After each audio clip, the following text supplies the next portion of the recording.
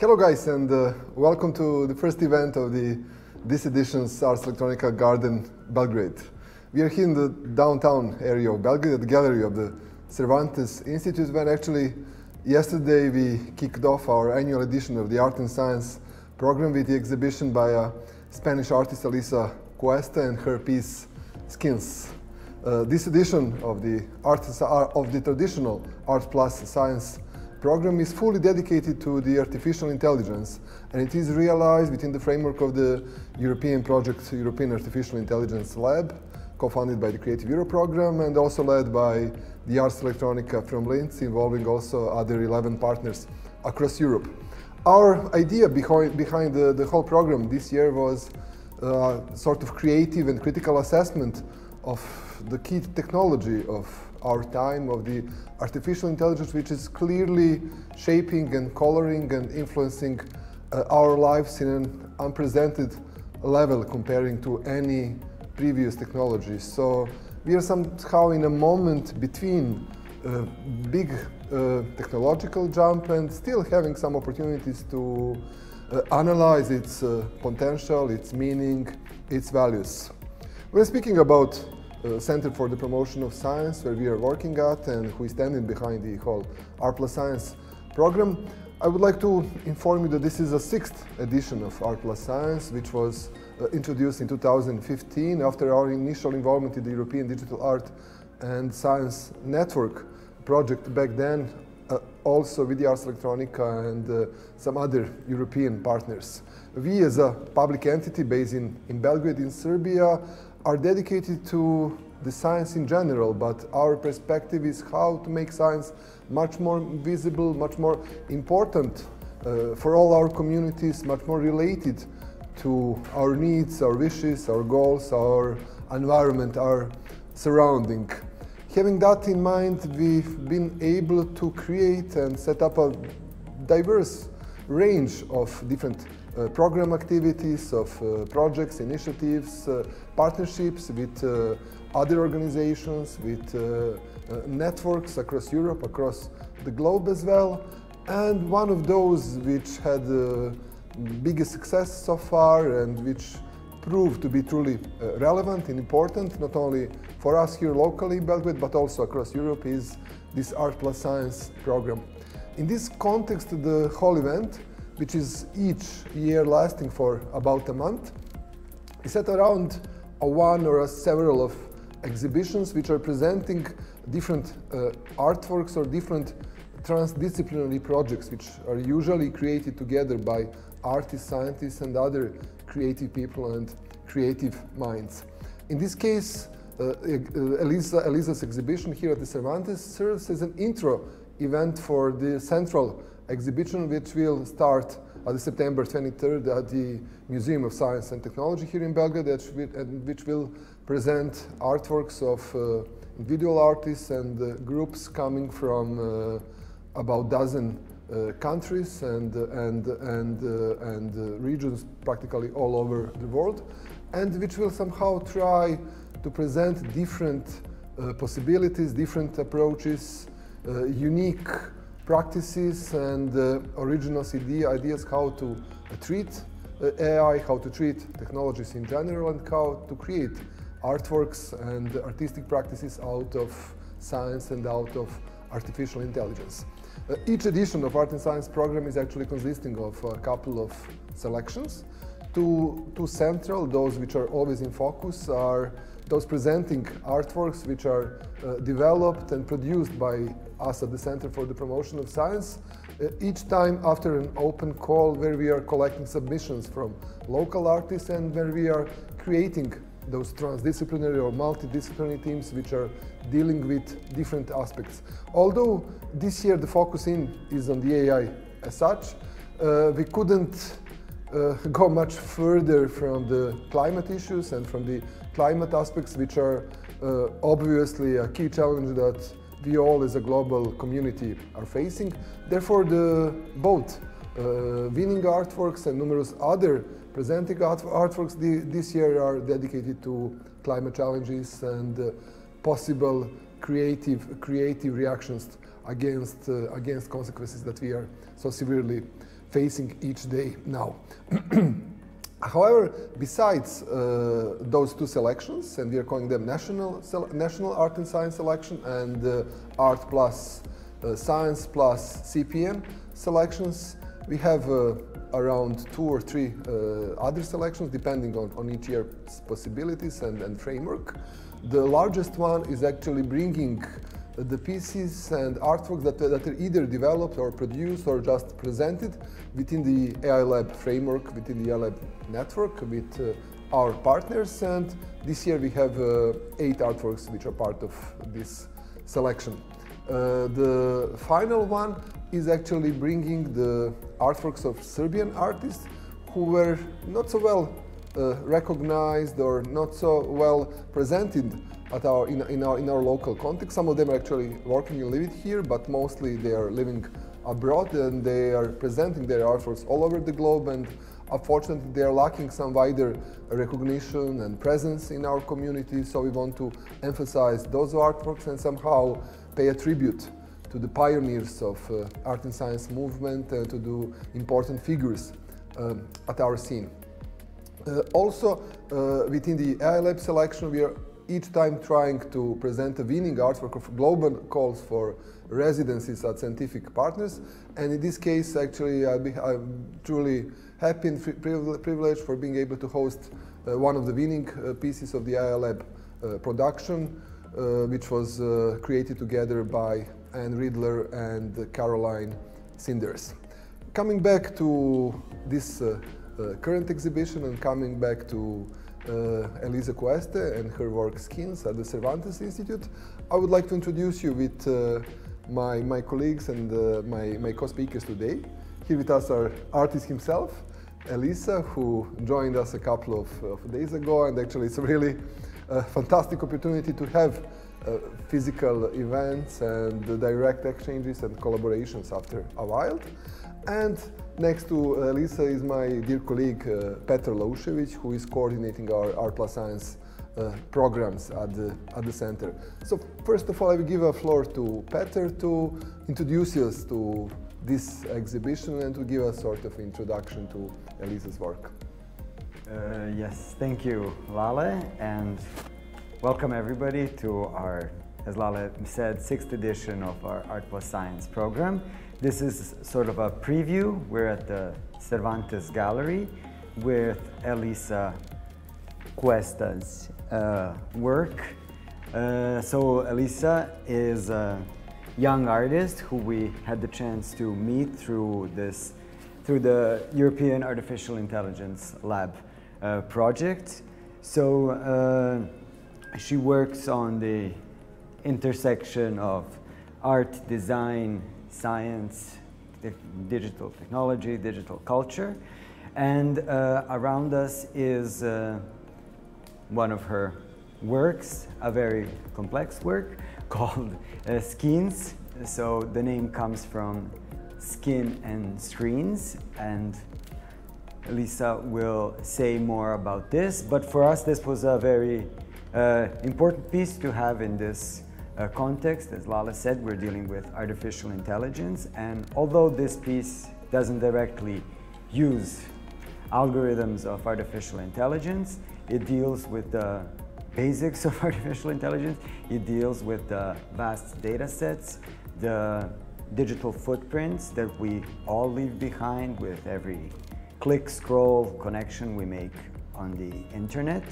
So, and this work, as Lisa will tell you, is, as I see it, her way of coping with this with her digital identity, or more precisely, maybe the data set collected by these machines under her username, more than her digital identity. So, yes, we are very happy. So this work, as all data sets, is very complex, so it couldn't actually all fit into this small space of the Cervantes Gallery.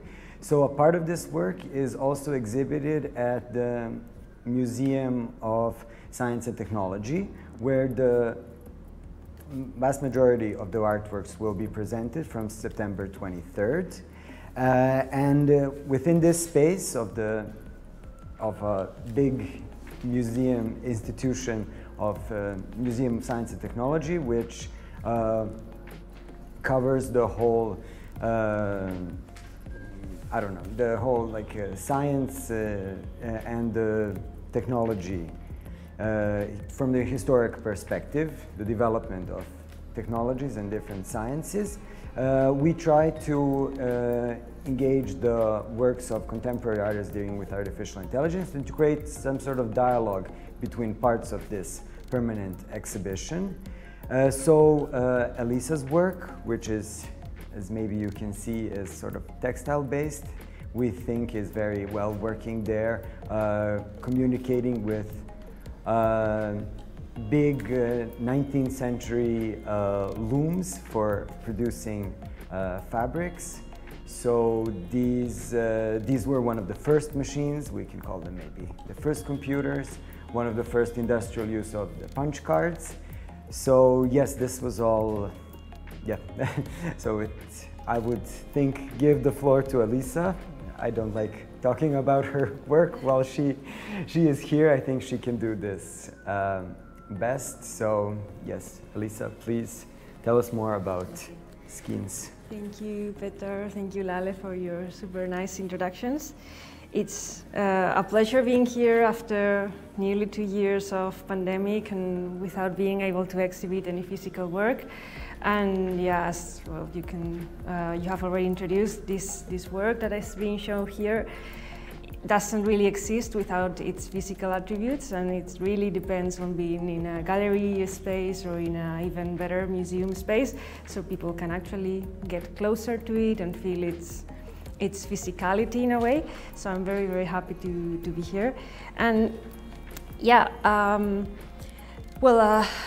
a brief introduction about Skins Skins is a process, research-based project in which artistic research and scientific research merge as a way to explore the individual and emotional and subjective value that these digital footprints that users of social media especially are living on the internet and is being gathered in different databases around the world can have in opposition to the algorithmic and computational and corporate value that we already know that exists and is the main reason why these social networks keeps existing. So the context in which this project began is particularly relevant, I think, and I will briefly go through it. I started working in Skins in 2018, and it was the year in which the scandal of Cambridge Analytica became widely known. You probably will remember that in that moment it was known that Facebook, which is the greatest social network up to date in terms of users and in terms of revenue and income, and also has engulfed many other social media within the corporation. Well, in that moment it was filtered and it was known by the public that the sensitive and private information of users had been traded among different corporations, and it ended up affecting the results of the North American elections of 2016, in which we already know that Trump was elected president, and we already know the story that happened after that. So at that precise moment, I became very aware that, okay, maybe all this data that is being collected actually has real physical effects on bodies, on people, on citizens, and in a broader sense, in politics and society. So I became really engaged with the theme, and as I am not myself a computer scientist, or I don't have that much of a technical knowledge about how these technologies work, I started a process of learning and unlearning. And I did so through the use of materials and techniques from the textile tradition, as you have already introduced. So I started this process basically of codification and decodification of this data set that I call a digital footprint, which is all the data that has been collected by Facebook in this case along the last 10 years. This was made in 2019 at that moment. So from 2009 to 2019, and I asked the social network for, please can you send me my data, because this was before they had this transparency kind of portal that now is way more accessible. So they sent me, basically, Facebook sent me this email in which they attach a zip folder with many folders and many data inside it. And when I opened it, very naively, I realized obviously that with my human capacities, I wasn't able to make any sense of that. And yeah, I was very puzzling because I knew that it was part of my identity somehow, but also that was part of a greater identity and a greater being, that it was beyond myself. So in that moment is when I started like, okay, I need to make some sort of translations in which I can start working with this data set in a way that I can understand, but not only in a, let's say, mathematical or algorithmic way, because it's not the way most human brains work, but in a way that I can make a deep understanding, not just brainy knowledge of how the algorithm works, but actually what is the value that this whole amount of data can be for my own identity and my own existence and my own memory, especially in this moment that is traversed by so many distractions, no, that conform the attention economy. So yeah, textiles was the material I was very interested in working at that time, because it's very linked to the expression of identity, both in an individual and in a society and collective way. We dress up every day and we make decisions about what we wear. This is beyond fashion, because most of the time we have at our disposal clothes that come from very remote places of the world, and they are made through very complex also processes of production and manufacture. So maybe it is a whole story about extractivism and processing of this material, and thinking about where maybe your smartphone comes from, and maybe very similar to thinking about where our clothes come from. So I knew I wanted to work with textiles. And on the other hand, yeah, obviously, as you have already said, the first computing machines were indeed looms, and this was because also in the Industrial Revolution, people gathered so abruptly in cities that the traditional techniques of making fabric weren't enough fast to provide the whole populations. So that's when someone had to think about, okay, we need to speed up this process, and they invented or incorporated the punch cards into the looms, and it became faster to make clothes. And at that time, something interesting happened in which certain techniques became industrialized, and some others became left behind and left within the homes and left to the knowledge of mostly women that were working for their families mainly, or making amending clothes or knitting clothes. And yeah, at that time, like this production of fabric became split into one industrialized and of course corporativized in a way, and this other second knowledge, which is not academically accepted most of the times, or is not mediated by this high knowledge, let's say it that way, that became passed from family, mothers to daughters most of the time, and is the knowledge of knitting, of weaving techniques, and it's very, it's very regional also and very located. So I knew also I wanted to kind of use that knowledge that is on one hand being lost because it's no longer being transmitted. And I decided to put all these notions together to create the skins, which consist in diverse pieces. Some of them are knitted pieces like this one. Some others use the materials and tools from this textile tradition in a different way, but there is also a very important digital part of it, and a few animations and a few things that reflect upon this process. Yeah. Thanks for that, Elisa. Well, before going any further, just to mention, and you're aware of that we are following all chats and potential questions, so please feel free to use this opportunity and pose a question to Elisa or to us if you have any questions about this exhibition in Belgrade or about this edition of the Art+Science program. So we will now start discussing among ourselves so many aspects of Elisa's really beautiful and authentic and original artwork. Peter, when we started making this selection for this year edition, Elisa's work was somehow standing out because it's clearly we are dealing with digital content and it's about new technologies, but this one is totally different because it is presenting our digital realities, our digital world by analog means. So at some point we actually found out that it's really important and intriguing to present it separately from the central exhibition in order to really pay an adequate attention to Elisa's work. But from your perspective, how is fitting into the overall concept of the art and science this year? Yes. Well, yeah, as we heard, yeah, this what you mentioned drew me the most to Elisa's work, because I know from my perspective, when I think of AI, we all are like overwhelmed. Now we are beginning, the story is opening, so we know how complex this is, what it involves, like from, as Elisa mentioned, extraction of the materials to, I don't know, where this technology goes after we stop using it, what happens to it. We also have other works dealing with this. So yes, and a person tends to get lost in this, and I think the main problem is how do we deal with this? How do we?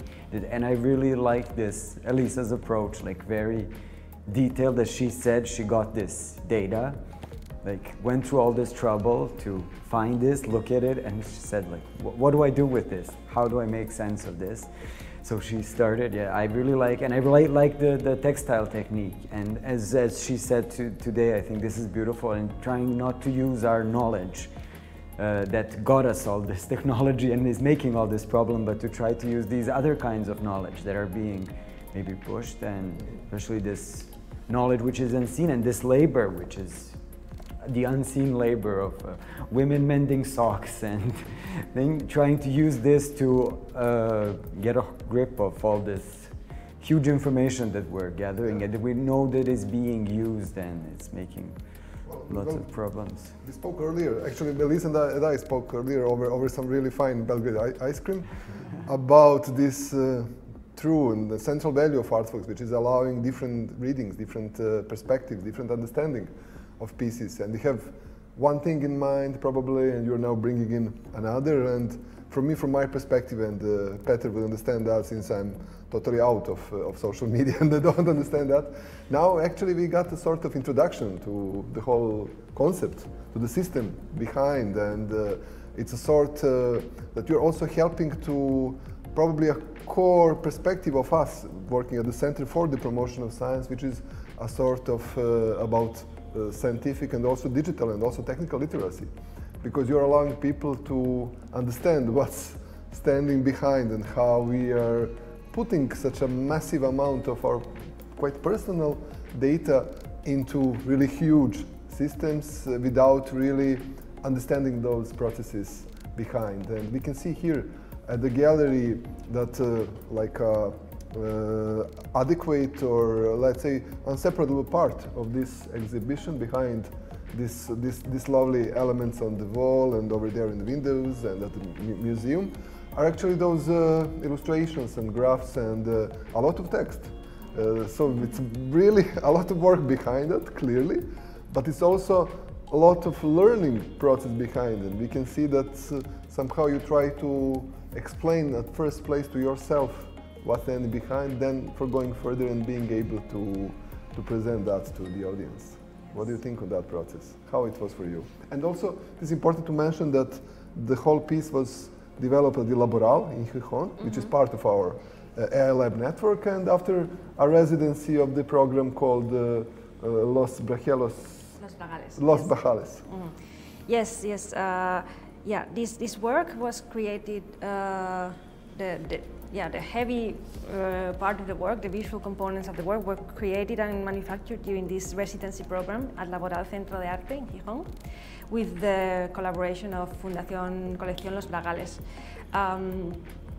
So it is relevant also because I am precisely from that region, and I was very happy to be able to spend a few months there working, backing some... Back to your roots. Back to my roots, exactly, which is, it's not always easy because, you know, now with the artwork, it's like super, dispersed, and most of the time we lack the time and we lack the opportunities to take some time and involve and engage in these sort of processes. So, yeah, this was very relevant. And speaking about the process, as you say, it's very text heavy, or it's the whole process is accompanied by these kind of panels and graphs and diagrams. And yeah, indeed, I am a person that myself, I think a lot through sketching and drawing and understanding things through diagrams. No? And it's from the beginning of the process, I'm always working on with drawing and using this media. So I think through that as much as this is some sort of textile diagram in a way. And and it is indeed this process of understanding of a few months and, well, even longer than that, of thinking about this. And in a way, for me, accessibility is very, very important, especially in this context of art science. And by that I mean that sometimes artwork, science and art worlds, especially within the academy, are very, very scary for people, like papers or journals or this sort of academic writing are not accessible at all because we tend to speak in this very elaborate language. And I think that that is not useful many times for access, open up these black boxes of very complex technologies. And this action of choosing to show all these drawings, all this thinking process behind it, as it happened, not as a final, very refined paper, is a very aware choice I make in order to demystify a little bit both the artistic creation and the scientific complexity and technical complexity of this social media in this case, and this data processing, etc. Yeah. Well, you mentioned one important aspect is about how easy or difficult or complex it is for artists to get into the scientific worlds. And here actually you're an artist, and my colleague Peter, he's actually a genuine scientist on the other side, and he's now about to defend his PhD thesis. He's dealing in the domains of energy, let's say in general, but from your perspective as a researcher, what do you think about those possibilities for artists nowadays, and actually how to inspire them more and how to bring them into the research process itself, and what are the potentials of this kind of collaborations? Okay, I really deeply believe in these collaborations and that a lot can come out of them. This is the reason I am in the center. This is why I followed this program, this art and science, from the real beginning, even before I was involved with the center. Yeah, and I think both sides can learn a lot from these collaborations, and Elisa's work is, I think, really nice here. And you mentioned that the panels and a lot of text, which some people frown upon in gallery spaces, but I think it's very important for this work and for actually exhibitions that the center is promoting, and for work. So it's not just coming in and looking at the artwork and getting something, but also you can learn much from this and go deeply into the process, which is key for this work. So also this is very yeah, but is it only about like inspired and engaged and dedicated individuals on both sides, or maybe can we bring it to another, to institutional level, how to open up premises? What are your experiences maybe from some other contexts or some other countries? Can you find adequate partners in this process, or can you find adequate support for getting into research process and understanding better what's behind?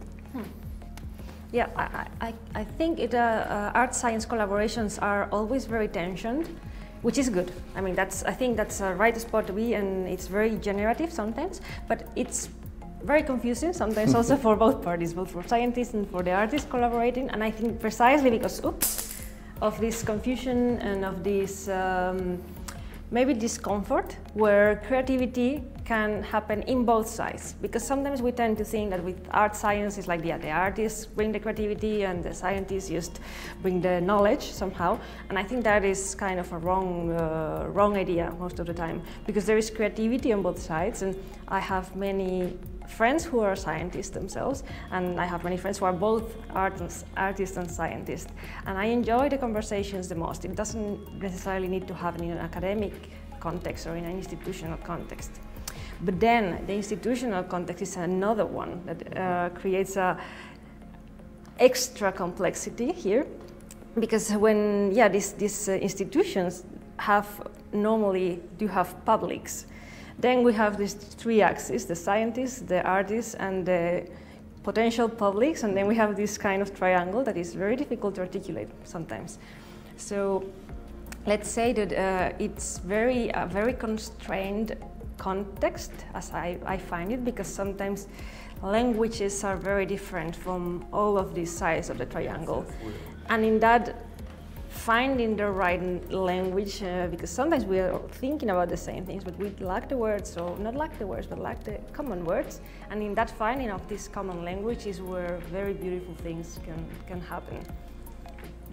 Well, we are also in between. We are like facilitators of this process. Huh? And we as an institution, the Center for the Promotion of Science, is always thinking about how to approach these art-science collaborations, because there are so many ways. And the institution heading it usually makes a big impact on what we want. So we in the center don't have one fixed algorithm how to engage artists. We have several different, and we try to mostly think about this process and to always mend it and to have new ideas for how to engage these two worlds in a better way. So we started first with a call for artists to see in Serbia if we had artists interested generally in scientific topics. Then we would try to pair them with scientists who we knew were interested. Then we took this to another level. So we tried to find whole scientific institutions, universities,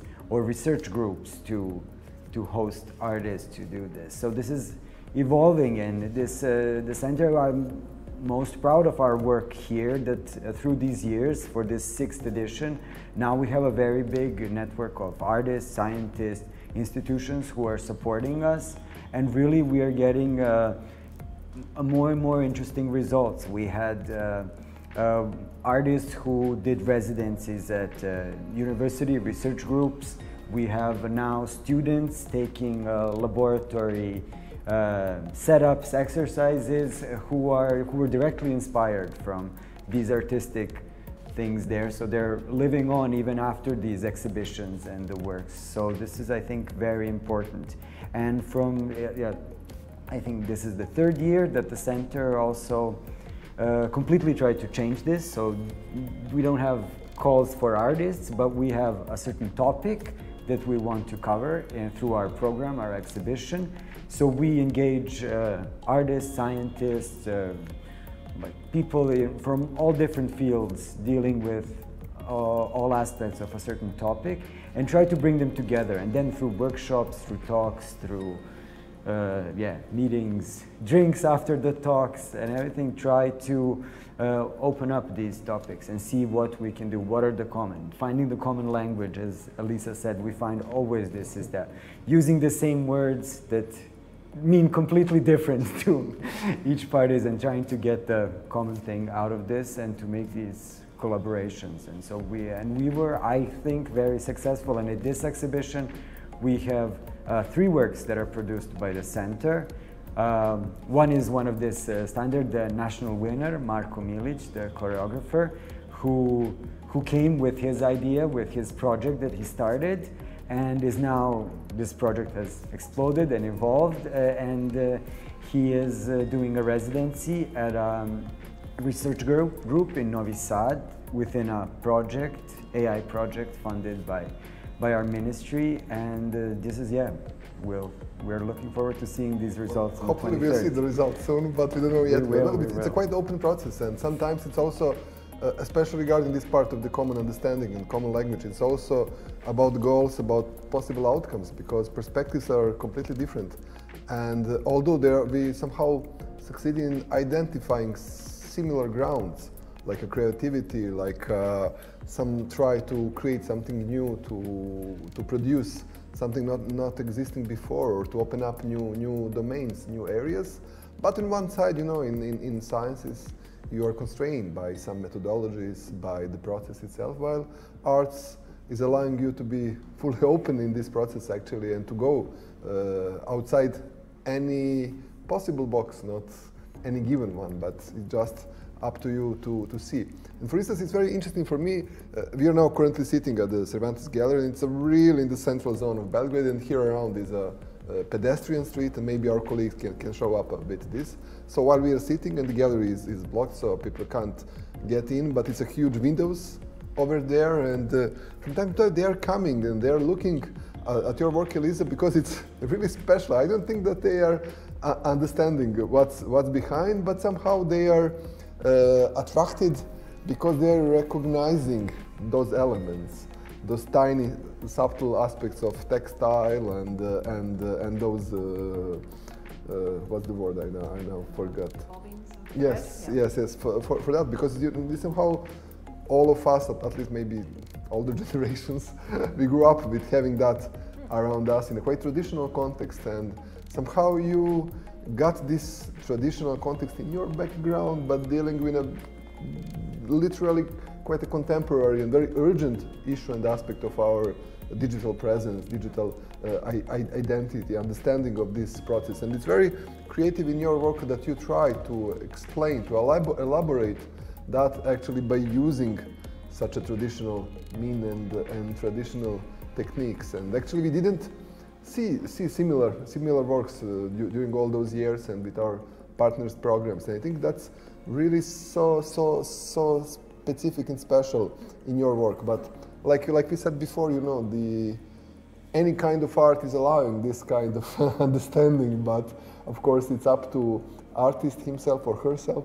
in this case actually to somehow help us to go deeper into your work. What reactions are you facing when you're exhibiting this kind of work, of maybe some other as well? Yeah, well, I think most of the people, when they see this textile work, they think this is a craft exhibition, this is something related to traditional weaving techniques or maybe feminist practice in arts, no? So when the first word they face is Facebook, there is this kind of shock. It's like, but where is Facebook? No, where is that thing? Because we are not used to see. I think when we talk about digital art or digital, art influenced by digital technologies. There is one aspect, one tiny aspect. This visualization is somehow standard in this art and science collaboration, but in general, it's a totally different approach. Yeah, that's. I don't know, maybe this happens because I'm a designer myself, and I am a designer that is interested in crafted objects and in material objects. I think I love audiovisual works so much. I enjoyed watching them, but I don't enjoy making them myself. No? I'm not an artist who works with this sort of moving image or this sort of media. No? But I like, well, no, it's not that I like, my field of concern is maybe the same as all the other artists in this occasion, but I try to fight against this predominance of the audiovisual media to think and to reflect upon technology all the time, because I think that it's very constrained to two senses, while there are many others, touch, taste, smells, that are neglected by technologies most of the time.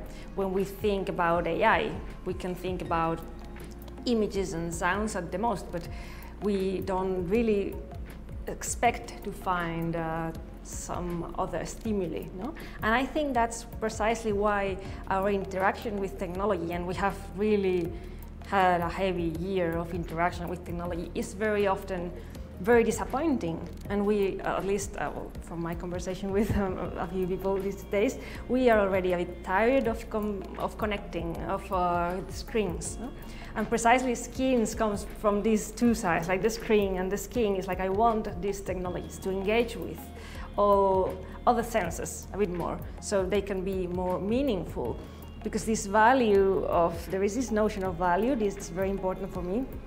What do we spend our time at, or no, even though when we are generating pieces of art, or when we are consuming creative content online, is that really fulfilling or not? You know? So this process of reflecting is also nurtured by these notions of me wanting to be more embraced by this existence that is parallel but is not fully integrated. Yeah, but the system behind, or let's say what inspired your work, is your decade-long presence at the Facebook. But at the end, you decided to leave that for a while at least. You somehow closed the whole process. Yeah, well, this work, as I said, it was made in a residency. So in 2019, I finally quitted Facebook like this summer. So there is this void, empty gap that I could probably feel somehow. I feel very tempted to keep on knitting. Actually, the work is left open, so I can keep on. But it was like the data. Yeah. Yes, I did. I have it in a USB. Very. But it's in a way healing process, like how to leave Facebook behind, how to go. It was a process because it's actually, we have already become dependent of that. I was thinking before, I didn't close it in 2019 because I was receiving very relevant information about open calls, about people I follow in the art, and I know things I like to read. So this echo chamber was so made to my sizes and my tastes that it was really, really productive for me to have Facebook because it filtered all this noise and all this knowledge to the things I was expecting to get. And that's also why I ended up quitting it, because it was so specific that maybe I was missing other chances in a way. Yeah. And actually yesterday you did a couple of guided tours around this gallery, on this work, and you mentioned actually that on this part of the exhibition you work about 60 hours or something. Probably more. That's really quite a lot. What a dedication. And what also I find very appealing and relevant in this context is about this use of natural materials. And this feeling that somehow we need to really return to, like you said before, to our roots, or to return to something which is naturally somehow surrounding us. And also speaking about, in general, this edition of Art and Science, this kind of approach, this kind of inspiration or poetics is quite present at this edition. And there are numerous other artworks which are exactly somehow sharing the same sentiment and trying actually somehow to direct us back towards what's behind this digital presence nowadays, especially after this pandemic, when we face those walls and limits of our call applications and AI systems which are controlling our surrounding. Can you maybe highlight some of yes, and we have even noticed this trend even before the pandemic. So, as I mentioned, while working on AI and gathering these groups of people to cover all aspects of AI and to see what always the ecological part comes out. So the climate crisis is a big thing. So even when dealing with AI, we saw that we have artists going towards there. So last year we had a piece that was dealing with sonification of the pollution, the air pollution in Belgrade, because air pollution in Belgrade is a very big and a very serious topic in the last 2 years.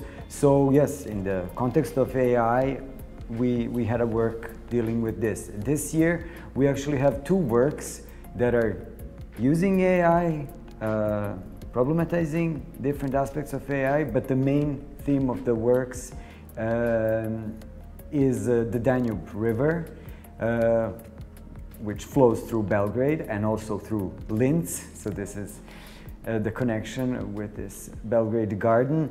And yes, so the climate crisis and our natural environment is a very present in this exhibition. And going on this, even the next edition of Art and Science planned for 2022 will be dedicated exclusively, let's say, to the problems of the climate crisis and climate change. So yeah, exactly. That would be quite a focused edition in this context. And although we are presenting similar pieces, similar ideas, and similar processes this year, actually the following one will be fully in that regard. And returning actually to our local context, you came finally to Belgrade, and we start making arrangements like 2 years ago almost, or something like that. It's really so important to have these possibilities for direct exchanges, for communication, and which they're really opening some further spaces and some further opportunities. But in this case, there are two things intriguing me. First of all, we saw your work at the Laboral, which is like a huge artistic center, and your exhibition was laid down in a space of, I don't know, 300 or 400 square meters. It was a really huge space. And now you are totally constrained here, around 50 to 60 square meters, and also other parties at the museum, and that will be also possible to visit and explore from today. But what about this contextualization of your work in other contexts? How you see this opportunity? And on the other side, unfortunately, due to this ongoing pandemic, and fortunately our situation isn't that positive at the moment, we can't organize so many public events and maybe some meetings and some collaborative exchanges with your peers here in Belgrade, with artists, with students, which we're usually doing. And our focus is actually to somehow involve young artists or art students and young scientists, and on all sides. So what about these processes in your development, and about, of course, this contextualization, localization? Well, localization is an exact term, because it is really difficult how to put such a huge thing here. Yeah. As I see it, there are two very interesting things in what you say. First, the problem of how to adapt a work to different locations, and then what are those locations? So there is, like speaking about the first, yes, like Skins was created in a very large place, so it was a very large thing. Also because the data set was indeed very large, so the size was conditioned and mediated by the physical characteristics of the place where it was created. But then there is always also this very even though the work is somehow closed or latently closed, this opportunity of bringing to a different place and getting to adapt the pieces is always very generative. For example, this piece, up to this time, I had always conceived it as a floor piece. So it used to be something that was on the floor, and people, because I didn't want it to, people approach to it as if it was a picture or something that could be read as maybe a diagram, which it is in a sense, but being in the floor, it was a different reaction to it. It couldn't fit here in this floor, so we decided to put it in the wall. So this was a decision that was made through many dialogues with the team here, and I think it was a good thing to do. I think it offers a new reading, it offers a different path of accessibility for the public. It becomes something else, and I love how it looks, which is important, I think, also how things look in this art world. So. Yeah, and the position of this gallery, which is totally open towards this pedestrian zone, exactly. People are literally coming directly to your work. In context of COVID, in which maybe art must be perceived from windows from now on for a little while longer, so maybe this is also a thing, no? That can be looked from the outside, even if in the case people don't want to go inside, etc. And another very, very interesting thing for me was to translate everything to Cyrillic. It may sound, it's my first exhibition in Cyrillic, so I'm very, very, very happy, and I learned a lot about it. So the process also of making the panels in this completely new language for me was very interesting too. And also I had some struggles when I was placing the tags in this site, because it's like, I think this must be this tag, but I'm not completely sure. This is a data visualization. That maybe I'm wrong again. No, so this is also learning, a learning for me. And about the other side of the locality we were mentioning, I am very happy to be showing here because, and also this was created in a peripheric cultural center in Spain. And I don't, also this is kind of a peripheric area for the art. Well, we know that the art scene is very, very geographically located in a few spots. And there is a lot of things going on in these spots to the point that it's overwhelming. But I think when we take a step back and we think about where do we want our work to leave this long-term effects, now where as an artist do we want to generate community, and to which communities are we contributing? I think the questions of locality become super important, and for me it's super interesting to be able to do this exchange between Asturias and Belgrade, and not maybe, I don't know, Madrid and London, which is something that is already bridged, and this maybe not so evident bridge for me is way more interesting and way more generative. Yeah, this is really like a fantastic relation, but also to mention that you're actually currently based in Netherlands. Yes. And you're working there on something similar or some new formats? I'm not working with textiles right now anymore. I am. I got enough of textiles. Yes, I got cramps in my fingers after this piecing. Yeah, I am reflecting actually about a very geographically located and regional aspect in my work right now in Asturias, but from the Netherlands, which may be a bit, I had to leave to be able to see that I really wanted to contribute to my region in a way more committed, and I think it was this is kind of a diasporic artist that in some regions and in many peripheric areas we need to leave because there are not enough opportunities, there are not enough institutional support.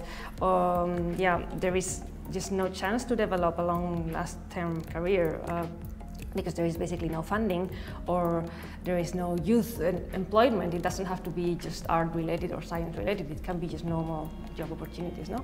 So these notions of areas that are becoming more and more depressed because of lack of opportunities, it's relevant, and that's why I am now reflecting again about it.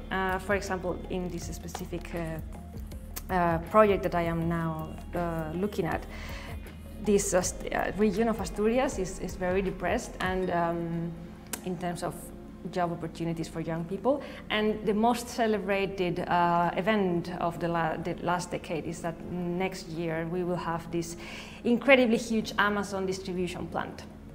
And this is a very good news in a way, because it's going to bring many job opportunities for young people who want to stay, and on the other hand we open up this massive problematic of, okay, now we have an Amazon distribution plan, how this is going to change the morphology of the region, then we become local and global at the same time. How are we connected? What are the problematics with Amazon, which are many? So I am looking at these things. Yeah, we would all prefer much more this original Amazon than this technological Amazon, which is now reality. Well, speaking about decentralization, this is also interesting in our context, because we are facing here in Serbia quite a similar situation and very much comparable opportunities for our youth, for younger generations. And we are based here in Belgrade. Belgrade is the capital town, and practically everything is located here. But like Peter said, next year, the following edition of Art and Science program is going to Novi Sad. Actually, Novi Sad isn't that far away. It's also the second largest cultural center in Serbia. It's hosting the European Capital of Cultural Project next year, so Art and Science will be presented there as part of their program. But we actually tried to reach other places across Serbia, and we as a center, and also through art+science editions. And like you said, it wasn't intentionally, but there are many participants from Novi Sad, and our scientists are also coming, our scientific mentors, scientific partners are also coming from Novi Sad. Last year we did this major central national awarded project with an artist from Subotica 2 years ago, actually. And we also try to reach other academic or research centers like Niš, Kragujevac. But unfortunately, probably in scientific terms, most centers are located here in Belgrade and maybe some others in Novi Sad. So what would be our opportunities to somehow go deeper and somehow to expand this process?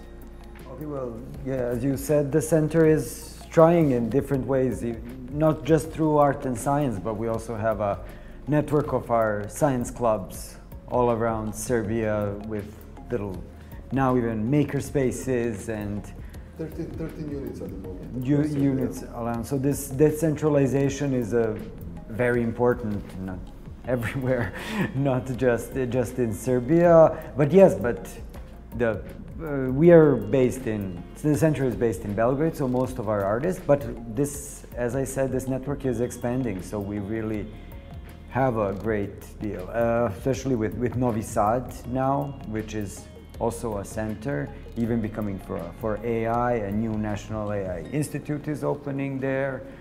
A lot of researchers from there are participating, so this was a natural widening of the program. We've also been, and we talk about our program each year through a tour through Serbia. This has become more difficult during the pandemic, but we will continue this and of course try to. Yeah, it's an important aspect to strengthen those relations at local, national level, but also to create relations between maybe some of those peripheric centers, like you said, peripheric regions. We are about to close our session, but we just got a question. So it is for you, Elisa, obviously, and it is by Patricia, who asked, did you had a chance, or did you internally thought about interacting with neuroscientists in order to maybe further investigate role of emotions and memory and how we are perceiving our own digital identities? And she's also praising your work and mentioning that you just have to continue in this direction. So. Yeah, thank you. Thank you for the question. Yes, I was thinking a lot about how these digital identities have a long-lasting effects in memory and thus in identity, no? But I didn't have the opportunity myself to collaborate with any neuroscientist. This sometimes, maybe I should have looked for an open call or something. Yeah, I mean, if Patricia is a neuroscientist, I would love to collaborate with her, actually. So, yes, and I did indeed a collaboration with social scientists, and this was a very interesting project in Dublin that was developed during COVID and was shown in Dublin earlier this year with scientists, artists, architects, designers, and social scientists. So it was a very kind of broad research, and it ended up in a nice exhibition and in a paper that was recently published. But I have never had the opportunity to go deeply in neuroscience, which I would love to actually. It's interesting because within our AI Lab network, many partners had that course, had that direction. Actually, we here at the center, we did a program fully dedicated to neurosciences in 2019. Yeah, this is sort of an introduction to artificial intelligence. The first show we went through neuroscience.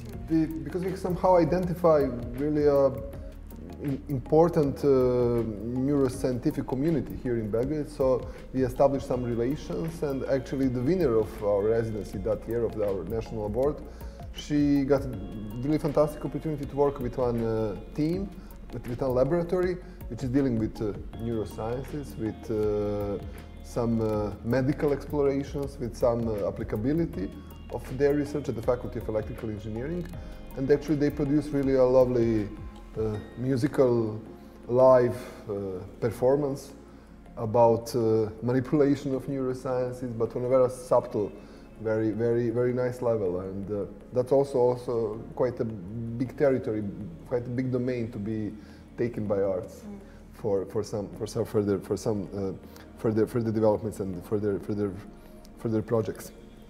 Well, with saying that, I think that our time is